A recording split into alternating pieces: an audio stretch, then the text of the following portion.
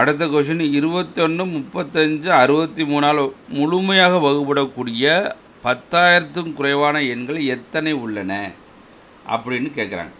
அப்போ நம்ம என்ன செய்யணும் அப்படின்னா 21, 35, 63க்கு எல்சிஎம் அதாவது மீச்சியமாக பார்க்கணும். இப்போ 7 பண்ணுவோம். 7 அடித்தோமா 7 3 21, 7 5 35, 9 7 63, அப்போ 9. இதை டிவைட் பண்ணிங்கன்னா 3 1 3 சார் 3 5 3 9. இப்போ இதை மல்டி பண்ணால் 21, இங்கே ஒரு 15.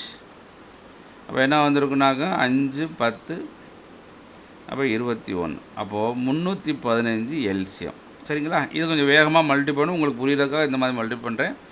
அப்போ 10,000 வந்து 315ஆல் நீங்கள் வகுக்கணும். இந்த 1000ல் எத்தனை 315 இருக்கும்? 3 315 இருக்கும். 3 315 945. 945 போச்சுன்னா மீதி 65 இருக்கா? அப்போ 65 இங்கே ஒரு சைவர். 650 எத்தனை இருக்கும்? 650 அப்ராக்சிமேட்லி 2னா 650 தானே இருக்குது. 45 போக 550. ஆமாம், ஏன்னா 945ல் 945 போக மீதி 550. 550 எத்தனை முந்நூறு இருக்கும்?